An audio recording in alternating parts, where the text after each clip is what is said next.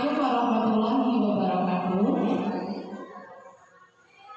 Alhamdulillahirobbilalamin wassalatu wassalamu ala asyrofil anbiya'i wal mursalin wa ala alihi washabbihi ajmain. Amma ba'du. Yang terhormat Bapak Kepala SDNegeri Kalimusu 2 Bumi Ayu, yang terhormat Bapak Ibu Guru SDNegeri Kalimusu 2 Bumi Ayu. Pertama-tama marilah kita panjatkan puji syukur kepada Allah Subhanahu wa taala yang telah melimpahkan rahmat dan hidayahnya kepada kita sekalian, sehingga hari ini kita dapat berkumpul di acara diseminasi budaya positif di SD Negeri Kalimusu 2. Baiklah, sebelum kita memulai acara, mari kita buka acara hari ini dengan bacaan basmalah bersama. Bismillahirrahmanirrahim. Ini dan acara selanjutnya yaitu sambutan. Sambutan akan disampaikan oleh Bapak Kepala SDNegeri Kalimusu 2 Bumi Ayu kepada Bapak A. Zainuddin SPDSD. Disilakan. Assalamualaikum warahmatullahi wabarakatuh. Bismillahirrahmanirrahim. Wassalamualaikum warahmatullahi wabarakatuh. Pertama-tama kita berdoa bersyukur kepada Allah Subhanahu wa taala. Alhamdulillah pada siang ini kita masih diberi sehat, bisa tatap muka berwajah dan bisa semua budaya positif. Kami selaku kepala sekolah SDN Negeri menyampaikan beberapa poin. Yang pertama, mudah-mudahan diseminasi ini berjalan sesuai apa yang kita harapkan dan menjadi tolak ukur untuk Bapak Muhammad Salih Syuhada SPD dari SDN Kalimusu 2. Apa yang menjadi kegiatannya mudah-mudahan tercapai sesuai apa yang menjadi tujuan. Dan yang kedua, mudah-mudahan acara ini berjalan dengan lancar, tidak ada halangan suatu apapun. Jadi harap Bapak Ibu, ini bukan hanya masalah saja, tapi yang lainnya insyaallah akan usul semuanya. Ini sudah disusun oleh Budian, nanti uji, nanti mudah-mudahan Mas Karul dan selanjutnya. Ajaran ketularan penyakit ilmu pun bisa didoakan. Itu bisa dari saya. Ini sebagai teladan contoh yang baik. Jangan minder sekolah ulang pojok para bakal tinggal. Itu pesan dari saya. Segala apapun insya Allah bisa. Aja nanti orang bisa dapat, apalagi kalau bukan sekarang. Jadi wajar saya yang bisa sampaikan, intinya isolasi ini mudah-mudahan berjalan lancar, tidak ada halangan suatu apapun. Demikian sambutan dari kami, kurang lebihnya mohon maaf. Bila itu dimulai, assalamualaikum warahmatullahi wabarakatuh. Terima kasih atas sambutan dari Bapak Zainuddin SPDSD.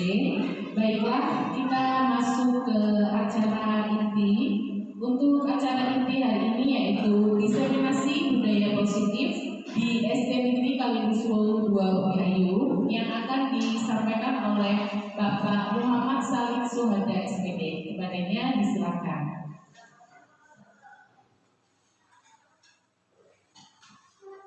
Bismillahirrahmanirrahim. Assalamualaikum warahmatullahi wabarakatuh.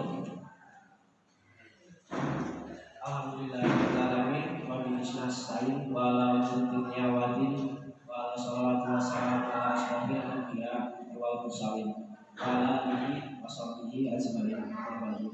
Yang terhormat Bapak Kepala Sekolah SDN Kalimusu 02, Bapak Ahmad Zainuddin SPD SD. Alhamdulillah berkat dukungan beliau acara ini dapat berjalan, dan tidak lupa kepada rekan-rekan saya semuanya, Bapak Ibu Guru SDN Kalimusu 02 yang saya hormati pula. Terima kasih sudah meluangkan waktunya untuk mengikuti sosialisasi tentang pengenalan budaya positif di SDN Kalimusu 02. Pertama dan yang utama, marilah kita panjatkan puji syukur kepada Allah Subhanahu wa Ta'ala yang telah melimpahkan berbagai macam kenikmatan kepada kita semuanya, terutama nikmat sehat.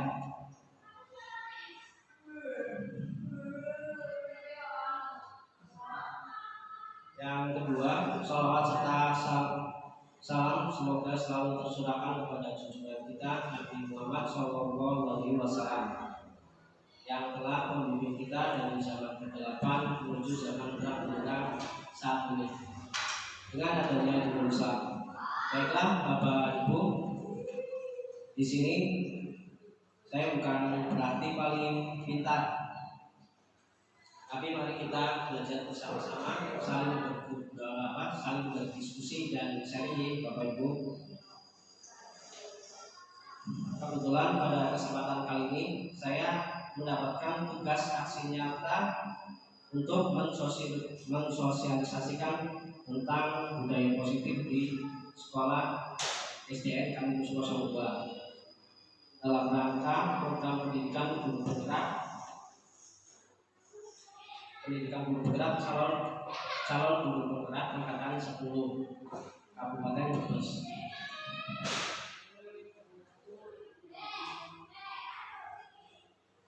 Baik Bapak Ibu, untuk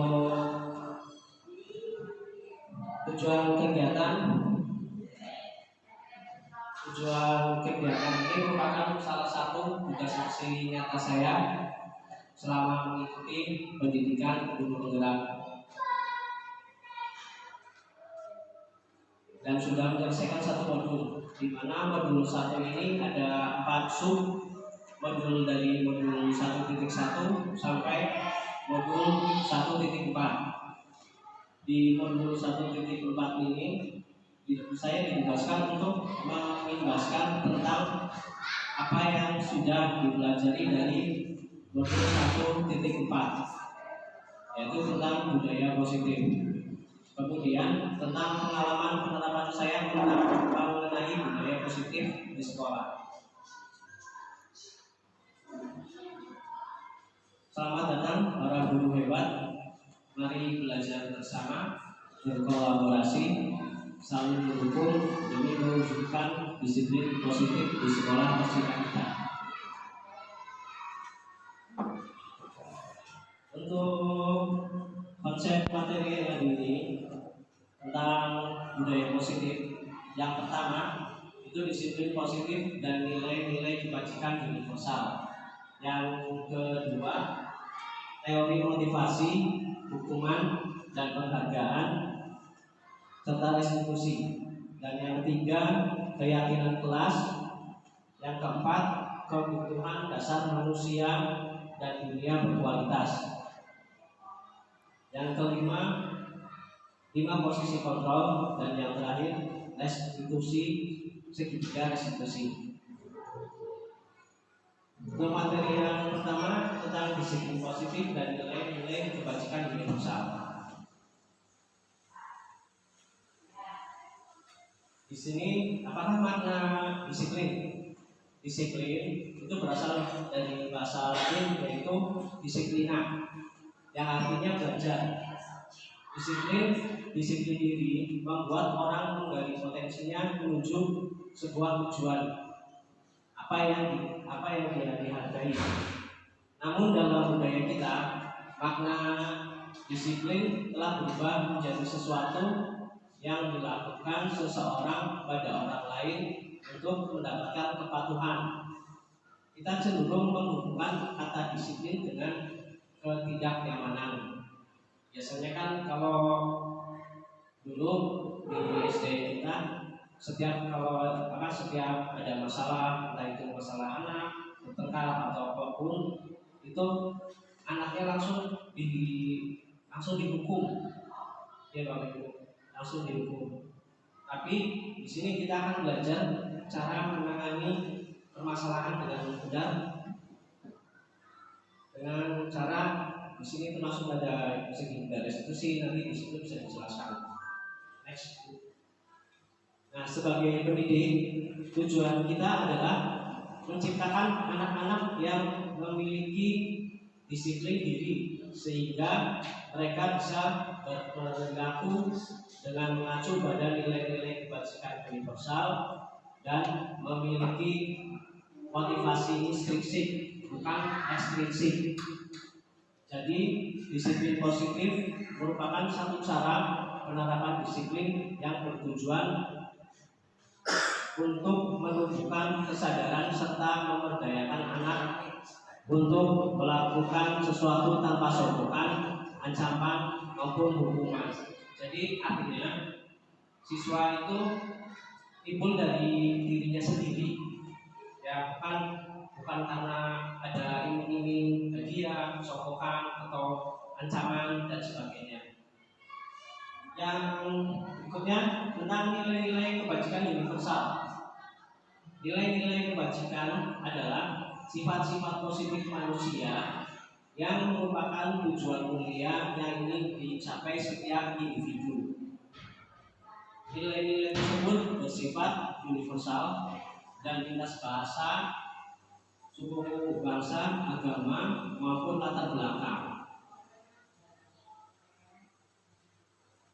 Setiap perilaku atau perbuatan memiliki satu tujuan. Dr. William Glasser pada teori kontrol 1984 dengan mengaitkan nilai-nilai kebajikan yang diyakini seseorang, maka motivasi intrinsiknya akan terbangun sehingga menggerakkan motivasi dari dalam untuk dapat mencapai tujuan mulia yang diinginkan. Diana Gosen 1998.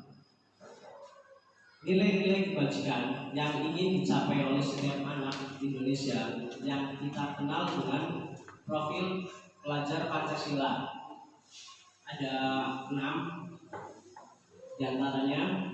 Yang pertama, beriman, bertakwa kepada Tuhan Yang Maha Esa dan berakhlak mulia.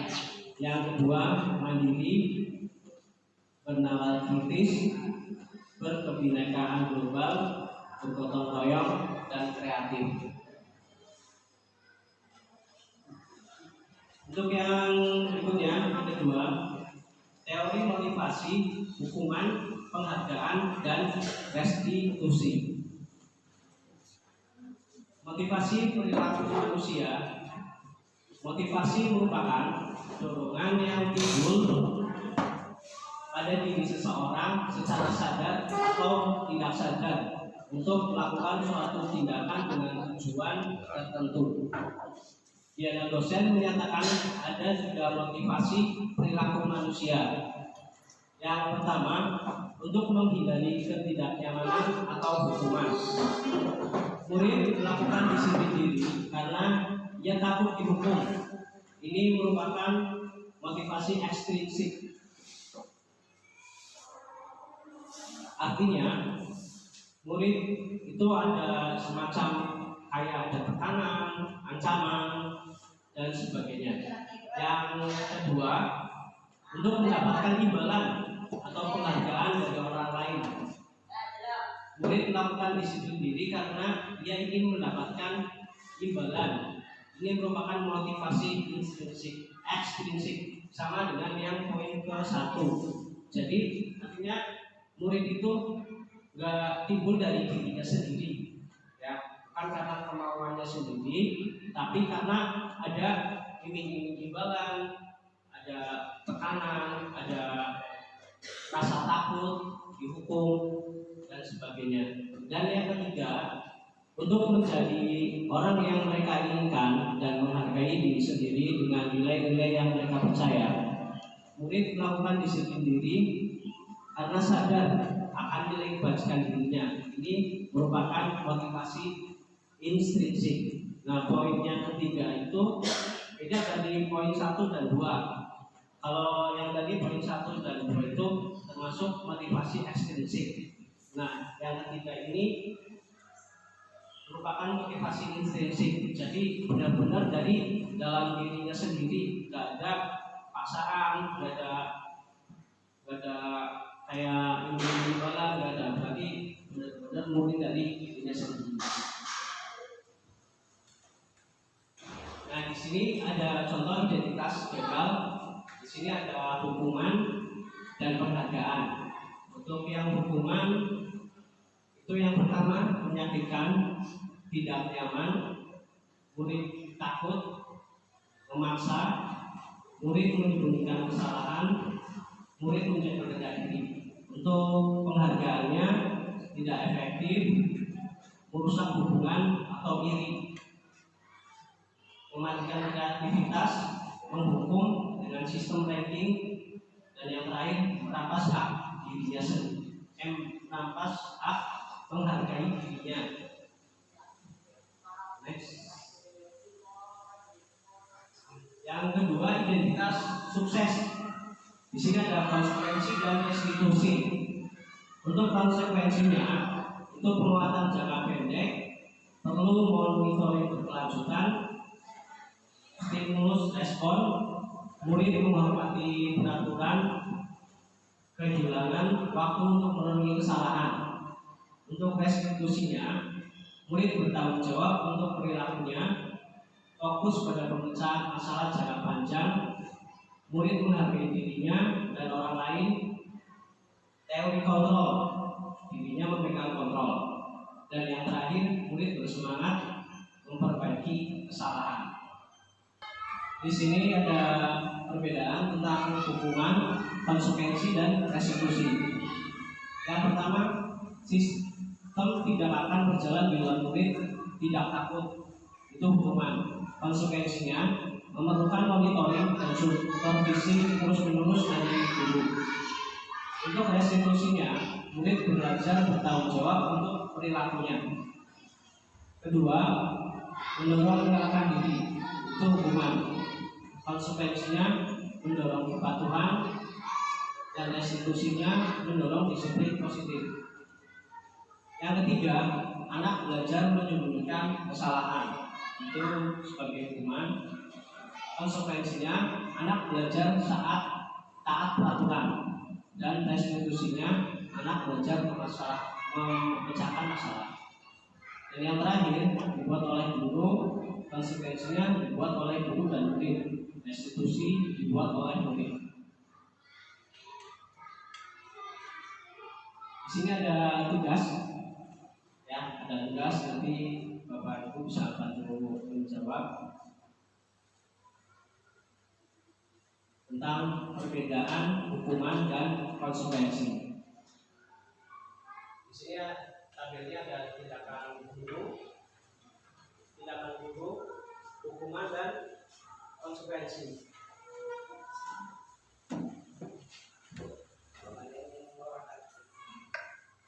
Situ aja. Nggak apa-apa.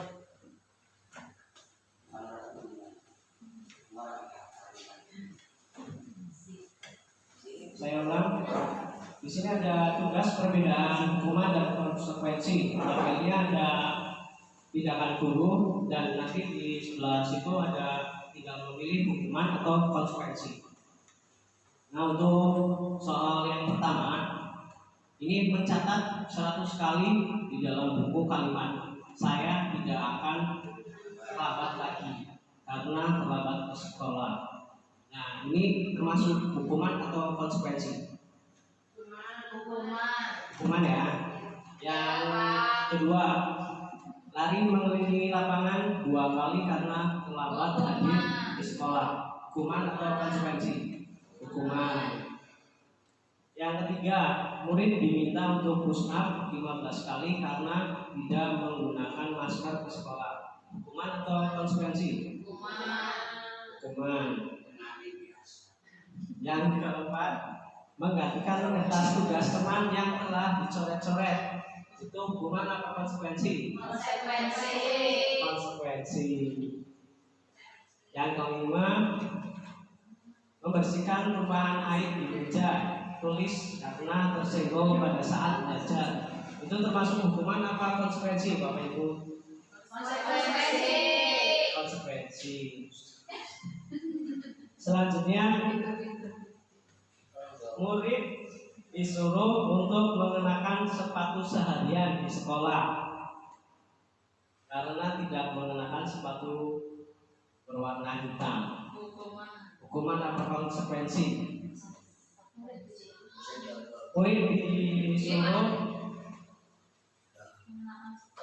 Murid disuruh tidak mengenakan sepatu seharian di sekolah karena tidak mengenakan sepatu warna hitam. Hukuman apa konsekuensi?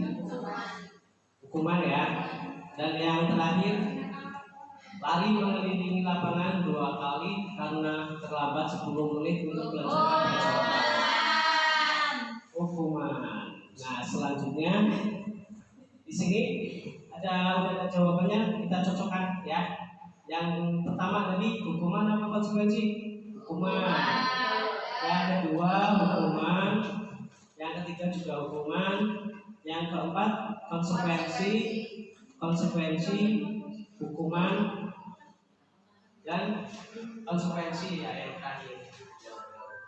Next room.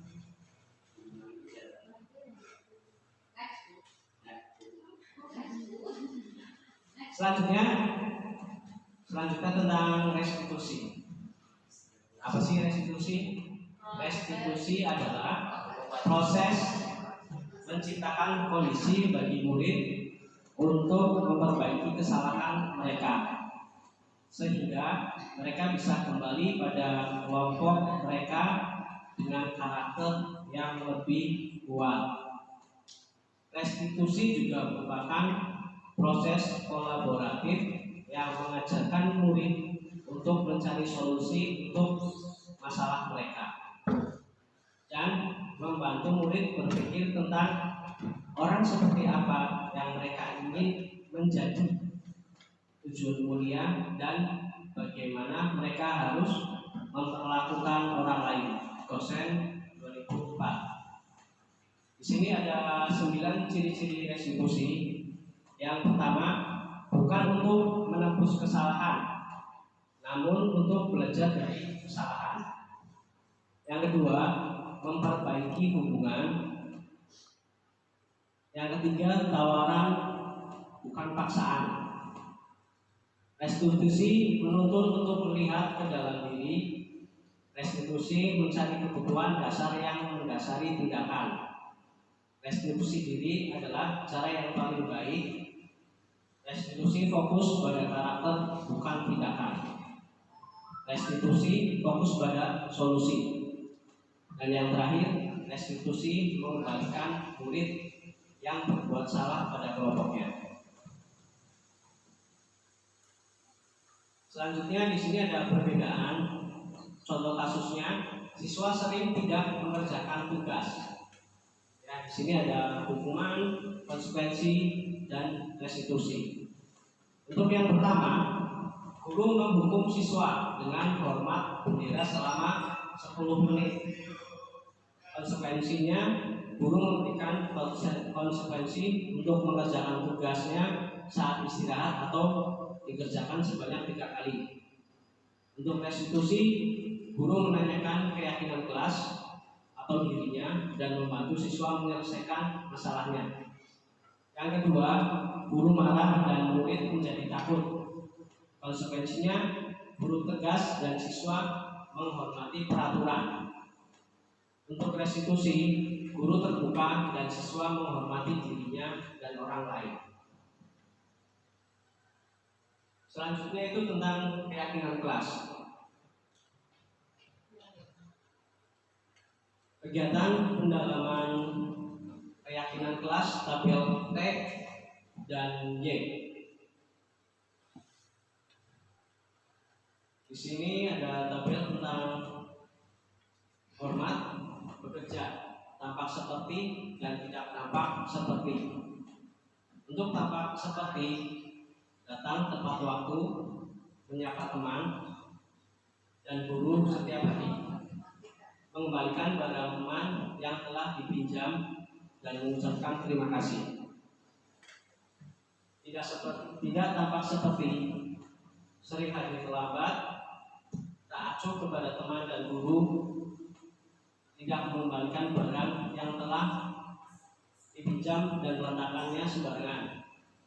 Yang bekerja tampak seperti tekun belajar dan menerima guru, menyalakan tugas tepat waktu, tidak tampak seperti tidak mendengarkan guru dan acuh tak acuh, tugas tidak diberikan. Untuk yang tabel Y-nya, di sini ada terdengar, terlihat, dan berperilaku. Untuk yang terdengar, satu orang berbicara, yuk saya bantu, kita bisa selesaikan ini bersama. Terima kasih, tolong ya, permisi, boleh saya pinjami, nanti akan segera saya kembalikan.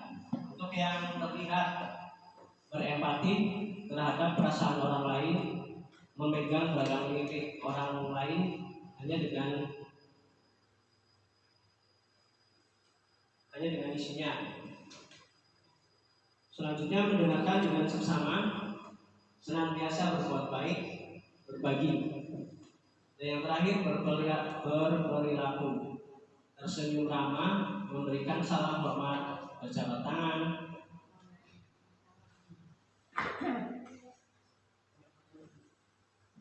meletakkan tangan di dada, saling, terus memberikan ruang bekerja, dan terakhir postur tubuh yang tenang.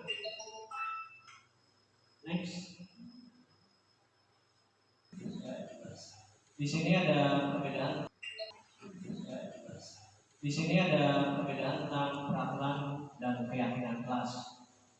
Yang peraturan yang pertama, selalu kembalikan buku ke tempatnya. Keyakinan kelasnya berarti bertanggung jawab. Yang kedua, dilarang mengganggu orang lain. Keyakinan kelasnya menghormati orang lain. Yang ketiga, hadir di sekolah 15 menit sebelum pelajaran dimulai. Keyakinan kelasnya hadir tepat waktu, disiplin waktu, dan berkomitmen. Yang keempat, dilarang melakukan kekerasan. Keyakinan kelasnya keselamatan, menghargai dan menghormati orang lain. Selanjutnya, dilarang menggunakan narkoba. Keyakinan kelasnya menjaga kesehatan. Bergantian atau menunggu giliran. Keyakinan kelasnya menghormati orang lain dan bersabar. Menggunakan masker. Keyakinan kelasnya kesehatan, keselamatan. Dan yang terakhir, jangan berlari di kelas atau koridor. Keyakinan kelasnya keselamatan, keamanan. Selanjutnya, tentang kebutuhan dasar manusia dan dunia berkualitas. Kebutuhan dasar manusia. Seluruh tindakan manusia memiliki tujuan tertentu. Semua yang kita lakukan adalah usaha terbaik kita untuk mendapatkan apa yang kita inginkan. Ketika kita mendapatkan apa yang kita inginkan, sebetulnya saat itu kita sedang memenuhi satu atau lebih dari satu kebutuhan dasar kita, yaitu kebutuhan yang pertama, kebutuhan untuk bertahan hidup, survival. Yang kedua, kasih sayang dan rasa diterima, love and belonging. Yang ketiga, kebebasan atau freedom, kesenangan atau fun, dan penguasaan atau power. Ketika murid melakukan suatu perbuatan yang bertentangan dengan nilai-nilai kebajikan atau melanggar peraturan, hal itu sebenarnya dikarenakan mereka gagal memenuhi kebutuhan dasar mereka. Yang pertama, kebutuhan bertahan hidup. Kebutuhan bertahan hidup atau survival adalah kebutuhan yang bersifat fisiologis untuk bertahan hidup, misalnya kesehatan, rumah, dan makanan. Kebutuhan biologis sebagai bagian dari proses reproduksi, termasuk kebutuhan untuk bertahan hidup. Komponen psikologis pada kebutuhan ini meliputi kebutuhan akan perasaan aman. Selanjutnya yang kedua, kasih sayang dan rasa diterima. Kebutuhan untuk diterima. Kebutuhan ini ada 3 kebutuhan berikutnya adalah kebutuhan psikologis. Kebutuhan untuk disayangi dan diterima meliputi kebutuhan akan hubungan dan koneksi sosial. Kebutuhan untuk memberi dan menerima kasih sayang, dan kebutuhan untuk merasa menjadi bagian dari suatu kelompok.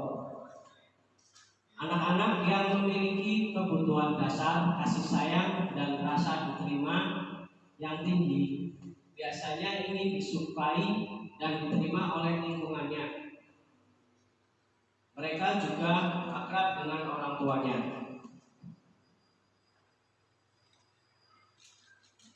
Selanjutnya, penguasaan.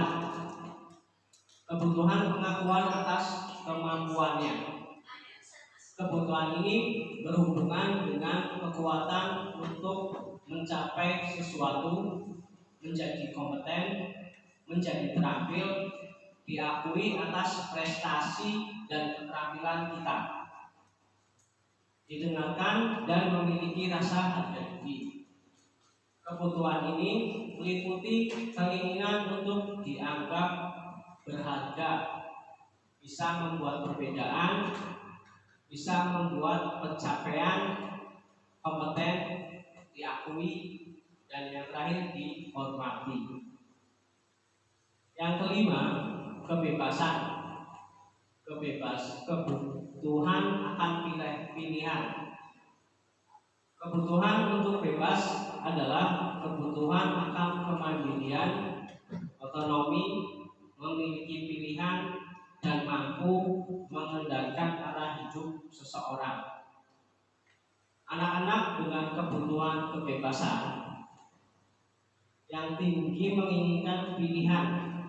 Mereka perlu banyak bergerak, suka mencoba-coba, tidak terlalu terpengaruh orang lain, dan senang mencoba hal baru dan menarik.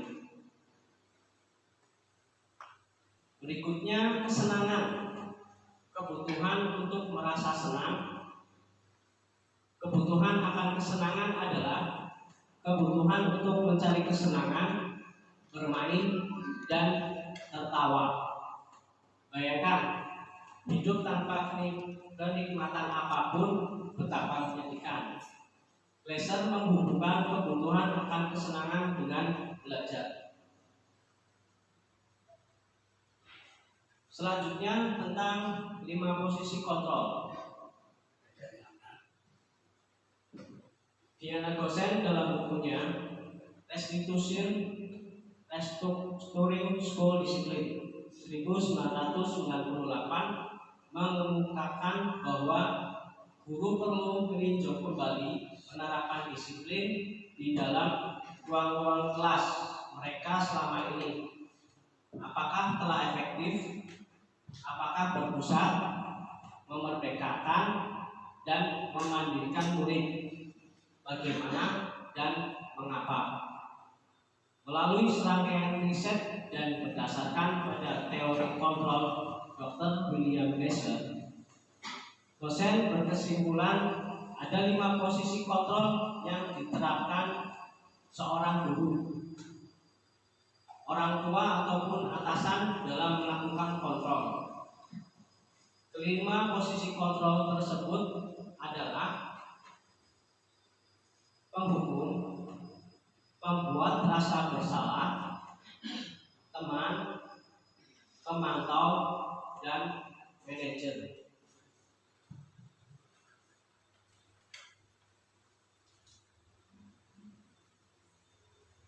Penghukum. Seorang penghukum bisa menggunakan hukuman fisik maupun verbal.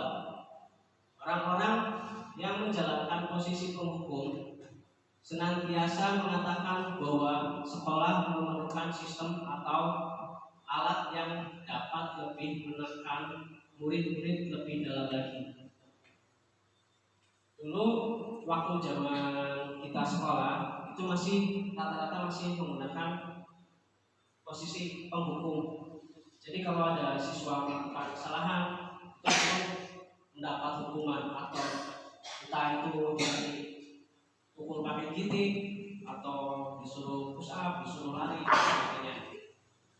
Yang kedua, membuat rasa bersalah. Pada posisi ini biasanya guru akan bersuara lebih lembut. Membuat rasa bersalah akan menggunakan kehinaan yang membuat orang lain merasa tidak nyaman, bersalah, atau rendah diri. Yang ketiga, teman. Guru pada posisi ini tidak akan menyakiti murid, namun akan tetap berupaya mengontrol murid melalui persuasi. Posisi teman pada guru bisa negatif ataupun positif. Positif di sini berupa hubungan baik yang terjalin antara guru dan murid. Guru di posisi teman menggunakan hubungan baik dan humor untuk mempengaruhi seseorang. Selanjutnya, pemantau. Memantau berarti mengawasi. Pada saat kita mengawasi, kita bertanggung jawab atas perilaku orang-orang yang kita awasi. Posisi pemantau berdasarkan pada peraturan dan konsekuensinya. Dan yang terakhir, manajer. Posisi terakhir, manajer adalah posisi di mana guru berbuat sesuatu bersama dengan murid, mempersilahkan murid mempertanggungjawabkan perilakunya, mendukung murid agar dapat menemukan solusi atas permasalahannya sendiri. Seorang manajer telah memiliki keterampilan di posisi teman maupun pemantau, dan dengan demikian bisa jadi di waktu-waktu tertentu kembali kepada dua posisi tersebut bila diperlukan. Di sini ada tabel. Ada contoh tabel tentang 5 posisi kontrol yang penghukum, pembuat orang merasa bersalah, teman, pemantau, dan manajer. Yang pertama, guru berbuat. Menghardik, menunjuk-nunjuk, menyakiti, menyindir. Itu di penghukum. Untuk membuat orang merasa bersalahnya, berceramah menunjukkan kekecewaan yang mendalam. Di posisi teman, membuat alasan-alasan untuk murid-muridnya. Untuk pemantau, menghitung dan mengukur. Dan sebagai manajernya, mengajukan pertanyaan-pertanyaan. Yang kedua, guru berkata, kalau kamu tidak melakukannya, saya akan titik-titik. Itu di posisi penghukum. Di posisi membuat orang merasa bersalahnya, kamu sudah mengecewakan bapak atau ibu. Di posisi teman, lakukan untuk bapak atau ibu. Ya sudah, nanti bapak ibu bantu bereskan. Sedangkan di posisi pemantau itu ada apa peraturannya, apa konsekuensinya, apa yang telah kamu lakukan, dan apa yang sedang terjadi sekarang. Di posisi manajer itu ada apa yang kita yakini, apa yang kamu meyakini hal tersebut. Kalau kamu meyakininya, kamu yang memperbaikinya. Kalau kami memperbaikinya, Jadi kira-kira hal tersebut akan menggambarkan apa tentang dirimu. Dan yang terakhir hasilnya, di posisi penuh hukum, memberontak, pendendam, menyalahkan orang lain. Untuk membuat orang merasa bersalah, ini menyembunyikan, menyangkal, berbohong. Untuk teman, ketergantungan, dan di posisi pemantau, menyesuaikan bila diawasi. Sedangkan di posisi manajer, menguatkan karakter. Selanjutnya di sini ada pertanyaan-pertanyaan. Nanti sama seperti yang sebelumnya, Bapak Ibu bantu menjawab. Untuk yang pertama, saya kecewa sekali dengan kamu. Itu berada di posisi apa, Bapak Ibu? Siapa yang akan mengatakannya? Membuat orang merasa bersalah. Yang kedua, kamu tidak pernah benar melakukannya.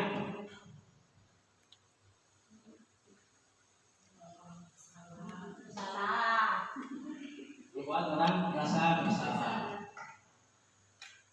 Ayolah, lakukan demi ibu bapak.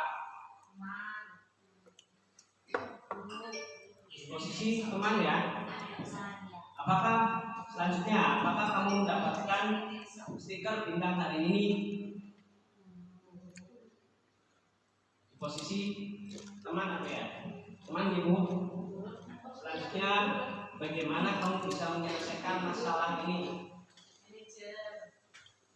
Ya, sebagai seorang manajer. Yang terakhir, kamu selalu yang paling terakhir. Hukum ya Bu. Nah, selanjutnya di sini sudah ada jawabannya. Kita cocokkan bareng-bareng.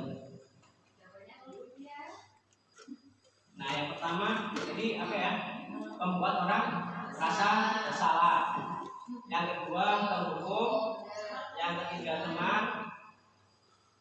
Yang keempat, pemantau. Kelima, manajer. Dan terakhir, penghukum. Sampai sini saya rasa hampir semuanya paham ya. Berikutnya saya akan menampilkan video agar lebih jelas tentang 5 posisi kontrol.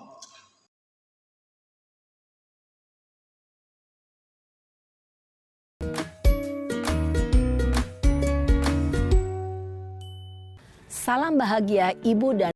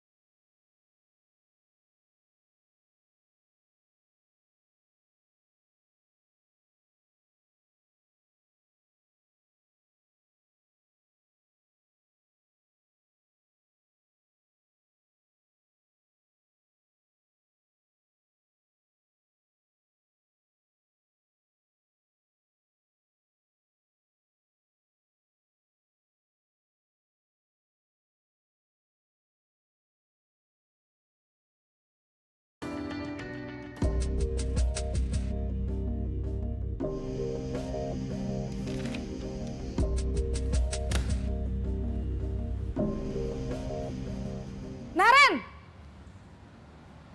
Sini kamu.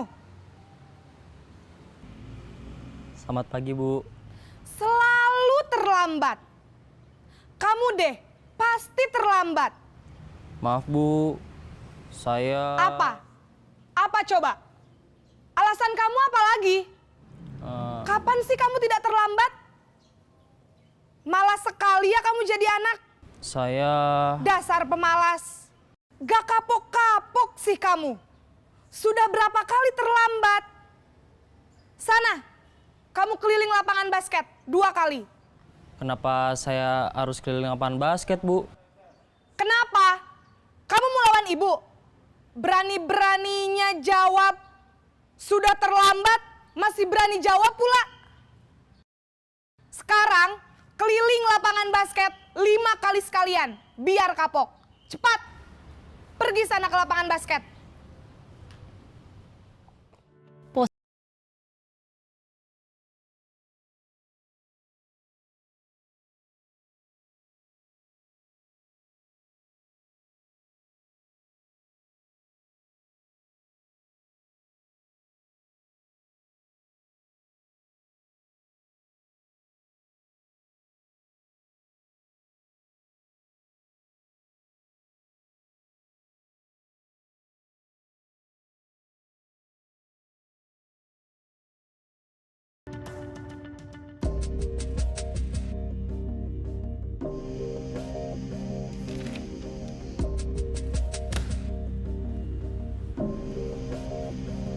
Naren!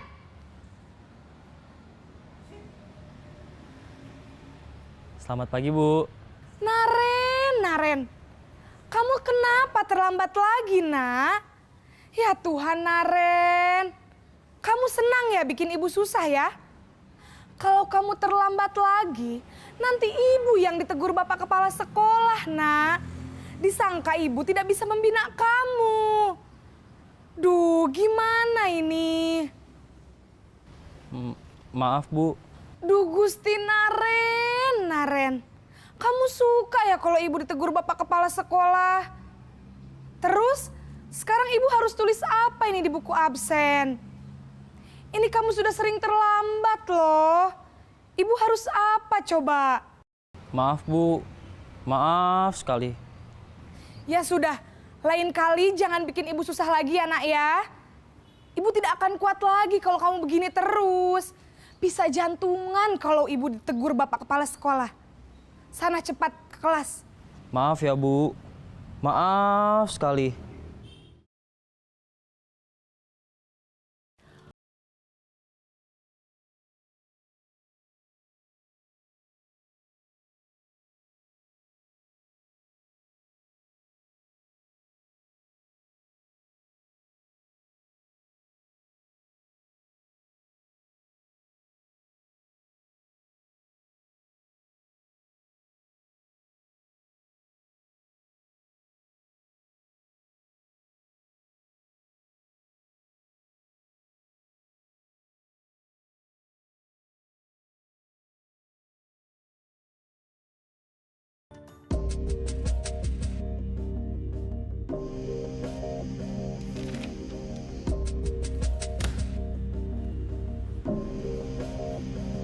Naren!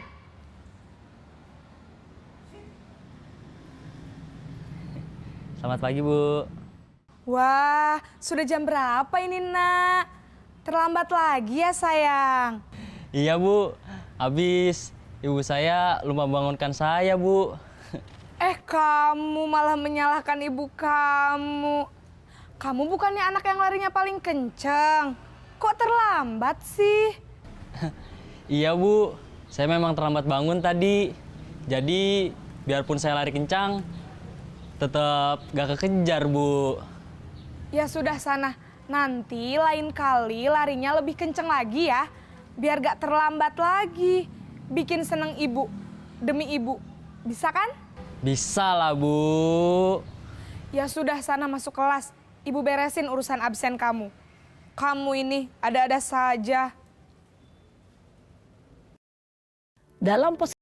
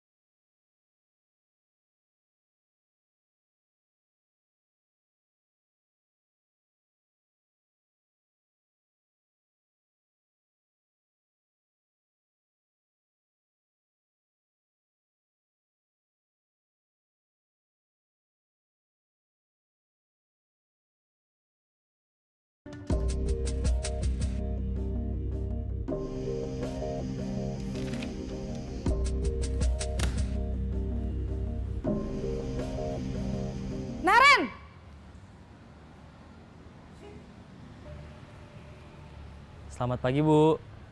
Selamat pagi, Naren. Maaf, Bu. Saya terlambat. Iya, sekolah masuknya jam 7, sekarang sudah jam 7.20. Jadi sekarang bagaimana ini, Naren? Maaf, Bu. Saya lupa setel alarm saya semalam. Baiklah, menurut kamu, keyakinan sekolah yang mana yang perlu kamu tingkatkan? Menghargai diri sendiri dan orang lain mungkin ya, Bu. Setuju. Jadi, apakah Naren meyakini prinsip saling menghormati tersebut? Iya, Bu. Saya meyakininya. Apakah Naren bersedia memperbaiki masalah keterlambatan ini? Bersedia, Bu. Bagaimana kamu akan perbaiki masalah keterlambatan ini? Saya akan coba untuk tidak lupa menyetel alarm saya, Bu. Baik, kalau Naren lupa menyetel alarm di rumah, ada orang yang kira-kira bisa bantu mengingatkan tidak? Ada, Bu. Kakak saya, Kak Ema. Ada lagi selain Kak Ema? Selain Kak Ema, ada ibu saya. Baik, jadi yang mengingatkan Naren adalah Kak Ema dan ibu kamu ya? Kira-kira akan mulai setel alarm kapan nih, Naren? Setelah pulang sekolah, akan segera saya lakukan. Baik, jadi Naren akan setel alarm untuk bangun besok pagi dan akan diingatkan oleh kakak dan ibunda Naren ya. Ada lagi yang mungkin perlu dilakukan, Naren? Agar tidak terlambat bangun lagi. Tidak ada, Bu. Baik, Naren. Terima kasih untuk kerjasama kamu. Sekarang kamu perlu kembali ke kelas untuk belajar. Baik, Bu. Terima kasih. Posisi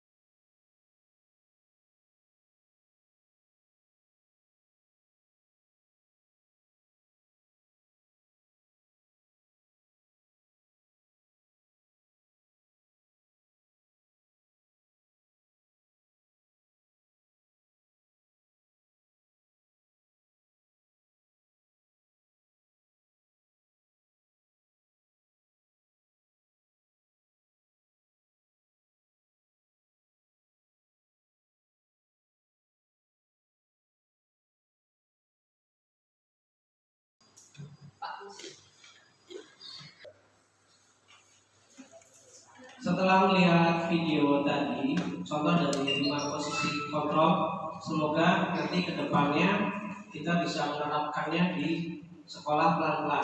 Meskipun saya sendiri juga masih berada di posisi penghukum. Selanjutnya tentang segitiga restitusi. Segitiga restitusi ada 3. Menstabilkan identitas, menanyakan keyakinan, validasi kebutuhan. Untuk menstabilkan identitas, di sini ada setiap orang pasti pernah melakukan kesalahan. Yang kedua, kamu bukan satu-satunya yang pernah melakukan ini.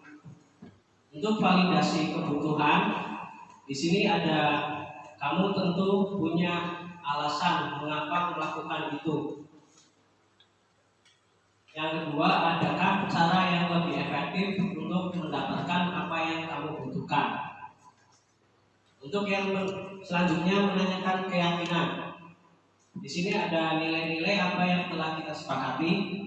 Yang kedua, kamu ingin menjadi orang yang seperti apa? Next. Yang pertama, menstabilkan imunitas. Untuk membuat anak yang merasa gagal karena berbuat salah menjadi positif terhadap dirinya. Guru berkata, berbuat salah itu hal yang manusiawi. Tidak ada manusia yang sempurna. Bapak Ibu juga buat salah. Kita pasti bisa menyelesaikan permasalahan ini. Bapak Ibu tidak tertarik untuk mencari tahu siapa yang benar, siapa yang salah. Bapak Ibu lebih tertarik untuk menyelesaikan masalah. Kalau kamu menyalahkan dirimu sendiri terus-menerus, apakah kamu bersikap baik pada dirimu sendiri? Untuk validasi kebutuhannya, membantu murid mengenali basic need atau kebutuhan dasar yang ingin dipenuhinya ketika melakukan kesalahan itu. Di sini guru berkata, kamu bisa saja kan melakukan hal yang lebih buruk, tapi kamu tidak melakukannya kan? Kamu pasti punya alasan mengapa melakukannya. Apa yang penting bagi kamu, kamu boleh tetap berusaha menjaga sikap itu. Tapi tambahkan sikap yang lain, yang baru. Maukah kamu belajar cara lain untuk mendapatkan yang kamu butuhkan tanpa harus memukul? Yang terakhir, apakah kamu bisa melakukan dengan lebih baik besok lagi? Next. Yang ketiga, menanyakan keyakinan. Anak melihat kesalahannya dihubungkan dengan norma sosial dan nilai-nilai yang mendasari manusia berinteraksi dengan orang lain. Guru berkata, apa nilai yang kita percaya di kelas atau sekolah kita? Nilai-nilai universal apa yang telah kita sepakati? Kelas yang ideal itu seperti apa sih? Kamu ingin jadi anak seperti apa? Yang terakhir, apa yang kamu rasakan ketika kamu melakukan itu? Kamu menjadi orang yang seperti apa? Terima kasih, itu saja yang dapat saya sampaikan. Mohon maaf yang sebesar-besarnya bila mana ada tutur kata yang kurang berkenan. Semoga menjadi bermanfaat bagi kita semua dan bisa diterapkan pelan-pelan budaya positif di SDN Kalimusu 02. Sekali lagi terima kasih Bapak Ibu yang telah berpartisipasi meluangkan waktunya hadir di sini, dan salam bahagia, tergerak, bergerak, menggerakkan. Assalamualaikum warahmatullahi wabarakatuh. Waalaikumsalam.